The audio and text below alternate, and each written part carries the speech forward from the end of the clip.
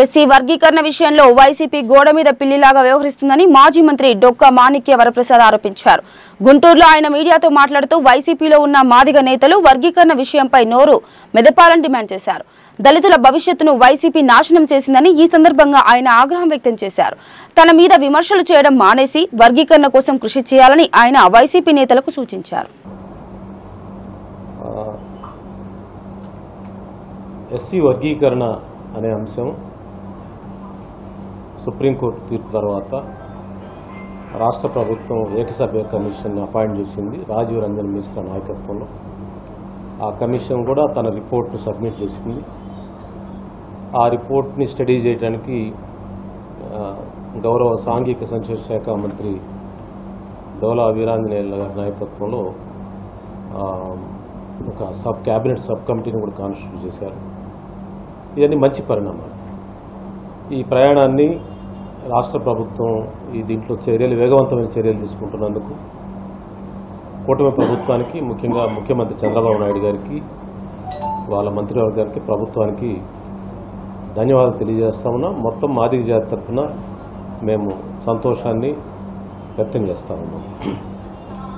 అయితే కొందరు రాజకీయ నాయకులు లేకపోతే పొలిటికల్ కార్యకర్తలు వస్తున్న సమాచారం, బయటకు వస్తున్న సమాచారం, కొన్ని పత్రికల్లో వస్తున్న సమాచారాన్ని క్రోడీకరించినట్టయితే కొందరు ఎమ్మెల్యేలు మాట్లాడిన సంభాషణలు తీసుకున్నట్టయితే జిల్లాని ప్రాతిపదికగా కూడా తీసుకోవాలని ఒక ఆలోచన వ్యక్తం అవుతుంది. జిల్లాని ప్రాతిపదికగా తీసుకుంటే కొన్ని రాజ్యాంగ సంక్షోభం, రాజ్యాంగ సమస్యలు అడ్డంకి అవుతాయనేది ప్రభుత్వ దృష్టికి తీసుకురావాలని మీ ప్రెస్ ద్వారా ప్రభుత్వానికి తెలియజేయాలని మేము ఆల్రెడీ రాజీవ్ రంజన్ మిశ్రాకి ఈ రాజ్యాంగంగా వచ్చే ఇబ్బందులు ఏంటి, ఆర్టికల్ 371D అని ఒకటి ఉంది.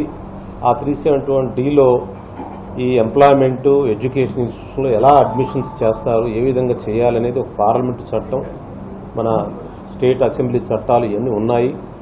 వీటికి విరుద్ధంగా దానికి విరుద్ధంగా కాంట్రరీగా చేస్తే ఎలాంటి రాజ్యాంగ సమస్యలు వస్తాయో కూడా రాజీవ్ రంజన్ మిశ్రాకి నేను నా మిత్రుల ద్వారా కలిసి మేము ఎక్స్ప్లెయిన్ చేశాం. వారు సానుకూలంగా అర్థం చేసుకున్నారు, మాతో చెప్పారు ఇది కష్టమే, ఇది ఆ విధంగా చేయడానికి వీల్లేదని చెప్పారు.